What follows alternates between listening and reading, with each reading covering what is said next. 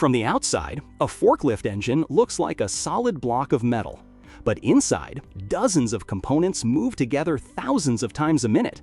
Pistons travel up and down inside cylinders. Valves open and close in precise timing. Fuel ignites inside the combustion chamber. And all of that movement is converted into the rotational force that drives the forklift and powers the hydraulic system. Hello everyone, welcome back to Lift Parts Warehouse channel. In this video, we're going inside a typical internal combustion forklift engine to see how it actually works. Most internal combustion forklifts use industrial gasoline, LPG, or diesel engines. Unlike automotive engines, which are often designed for high-speed driving, forklift engines are built differently. They are designed to produce strong low-end torque, operate under continuous load, and run reliably for long working hours. That's because a forklift spends most of its time lifting weights, moving slowly, and powering hydraulic systems, rather than traveling at highway speeds. Now, let's start with the basic engine structure. The main lower section of the engine is called the engine block. The engine block contains the cylinders, pistons, crankshaft, and internal passages for oil and coolant. Mounted on top of the block is the cylinder head. The cylinder head contains the intake and exhaust valves, combustion chambers, and valve train components that control airflow into and out of the engine. At the bottom of the engine is the oil pan, which stores the engine oil when it's not circulating through the system. Together, the engine block and cylinder head form the engine's main structure. Now let's move inside the cylinders. Each cylinder contains a piston that moves up and down repeatedly during engine operation. The piston fits tightly inside the cylinder bore and is sealed using piston rings. These rings perform several important jobs. They help seal combustion pressure inside the cylinder, control oil on the cylinder walls, and prevent combustion gases from leaking into the crankcase. Above the piston is the combustion chamber. This is where the air-fuel mixture is compressed and ignited. When combustion happens, expanding gases create enormous pressure above the piston surface. That pressure forces the piston downward, and this downward movement is what creates engine power. But pistons moving up and down alone would not be very useful. The engine needs rotational movement to drive the transmission and hydraulic systems. This is where the connecting rods and crankshaft come in. Each piston is connected to a connecting rod, and each connecting rod is attached at the crankshaft. As the piston moves downward, the connecting rod transfers that force into the crankshaft. Because the crankshaft is offset from the connecting rod's centerline, the up and down movement of the piston gets converted into rotational motion. This rotational movement becomes the usable power output of the engine. The crankshaft itself is a heavily machined component designed to handle constant force and vibration. It also contains counterweights that help balance the rotating assembly and reduce vibration during operation. Attached to the rear of the crankshaft is the flywheel. The flywheel stores rotational energy and helps smooth out engine operation between power strokes. Without the flywheel, the engine would operate much more roughly, because combustion inside each cylinder happens in pulses rather than continuously. Now, let's look at the engine's actual operating cycle.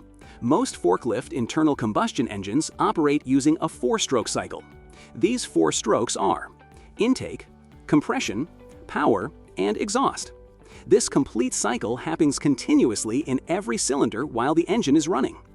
The first stroke is the intake stroke. During this stage, the piston moves downward from top dead center to bottom dead center. As the piston moves down, it creates a low pressure area inside the cylinder. At the same time, the intake valve opens. This allows air, or in some engines, an air-fuel mixture, to enter the cylinder through the intake port. The cylinder fills as the piston continues downward. Once the piston reaches the bottom of its travel, the intake valve closes. Next comes the compression stroke. Now both the intake and exhaust valves are closed. The piston begins moving upward inside the cylinder. As it rises, the air-fuel mixture becomes compressed into a much smaller space. Compressing the mixture increases both pressure and temperature inside the cylinder. This compression is extremely important because it allows the fuel to burn more efficiently and produce greater force during combustion. The third stroke is the power stroke. This is where the engine actually produces usable power. Near the top of the compression stroke, the spark plug ignites the compressed air-fuel mixture in gasoline and LPG engines. In diesel engines, combustion happens differently. The air inside the cylinder becomes so hot from compression that fuel ignites automatically when injected. Once combustion begins, expanding gases create a rapid increase in pressure inside the combustion chamber. That pressure pushes the piston downward with tremendous force. The connecting rod transfers this force into the crankshaft, causing it to rotate. This is the only stroke in the cycle that actually produces engine power. The final stage is the exhaust stroke. After combustion, the cylinder is filled with burned gases that must be removed before the next cycle can begin. The exhaust valve opens and the piston starts moving upward again. As the piston rises, it pushes the exhaust gases out through the exhaust port and into the exhaust manifold. Once the piston reaches the top again, the exhaust valve closes. The cycle then repeats continuously. Now, this entire process would not work without precise valve timing. The engine needs to control exactly when air enters and when exhaust leaves the cylinder. The valve train system handles this. The valve train includes the camshaft, valves, springs, and timing components. The camshaft contains specially shaped lobes called cams. As the camshaft rotates, these lobes push against the valves and force them open at very specific times.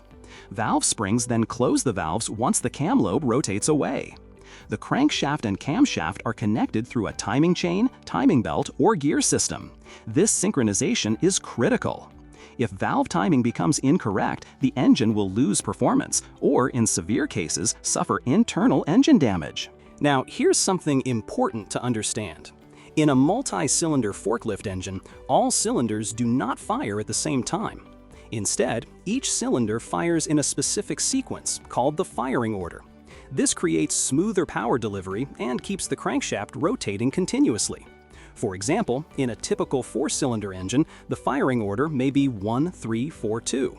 While one cylinder is producing power, another may be compressing fuel, another may be exhausting gases, and another may be drawing in air. All cylinders work together continuously to keep the engine running smoothly. Although combustion is the core of engine operation, the engine also relies on several support systems. The intake system supplies clean airflow into the engine. The fuel system delivers fuel into the cylinders at the correct amount and timing. The lubrication system circulates oil to reduce friction and wear between moving parts. And the cooling system removes heat generated during combustion. Without these support systems, the engine would quickly overheat, seize, or suffer internal damage. Now, forklift engines operate under conditions very different from those of passenger vehicles. Forklifts spend much of their time at lower speeds while carrying heavy loads and operating hydraulic systems. This creates high engine load for extended periods. Because of this, forklift engines are built to prioritize durability, torque, cooling efficiency, and long operating life rather than high RPM performance.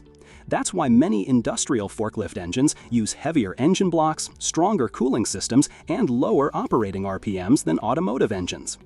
When problems develop inside the engine, the symptoms usually reflect which part of the combustion process is failing. Low compression can reduce power and make starting difficult. Incorrect valve timing can cause rough operation or backfiring. Worn piston rings may allow oil burning and compression loss. Fuel delivery problems can create misfires or weak combustion. And overheating can quickly damage internal components. Because all engine systems are connected, even a small failure can affect overall engine performance. The important thing to understand is that an internal combustion forklift engine is not just one moving part. It is a synchronized mechanical system where pistons, valves, crankshafts, fuel delivery, and combustion all work together continuously to convert fuel into usable lifting and driving power. At Lift Parts Warehouse, we supply engine components, cooling parts, ignition components, filters, and replacement parts designed for industrial forklift applications and real working conditions. Thanks for watching.